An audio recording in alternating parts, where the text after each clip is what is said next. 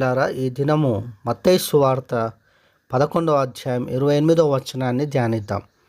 ప్రయాసపడి భారం మోసుకొనుచున్న సమస్త జనులారా, నా యొద్దకు రండి, నేను మీకు విశ్రాంతి కలుగజేతును.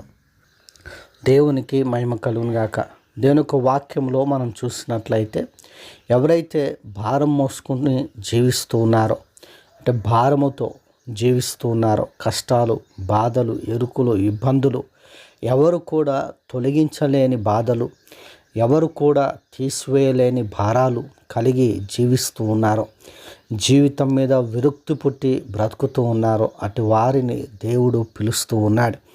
దేవుని బిడ్డలారా, ఆయన ఏమంటున్నంటే, భారము మోసుకొనుచున్న సమస్త జనులారా, నా యొద్దకు రండి, నేను మీకు విశ్రాంతిని కలుగజేతును. నిజముగా భారము తీసివేయవాడు, విశ్రాంతినిచ్చేవాడు, శాంతిని అనుగ్రహించేవాడు, నెమ్మదిని దయచేవాడు యేసు ప్రభు. అందుకే ఏమంటాడంటే, ఈ లోకం ఇచ్చినట్టుగా కాదు, నా శాంతిని నేను మీకు అనుగ్రహిస్తాను. ఎందుకంటే లోకం ఇచ్చే శాంతి అప్పటి మట్టుకే ఉంటుంది, కొద్దిసేపు ఉండి అది మరలా వెళ్ళిపోతుంది. కానీ యేసు ప్రభు ఇచ్చే శాంతి నిత్యము ఉంటుంది, ఎల్లప్పుడూ మనలో ఉంటుంది.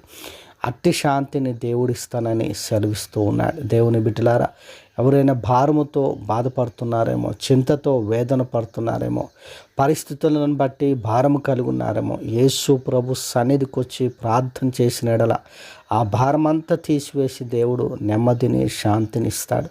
అట్టి శాంతి దేవుడు అందరికీ అనుగ్రహించునుగాక. ఆమేన్.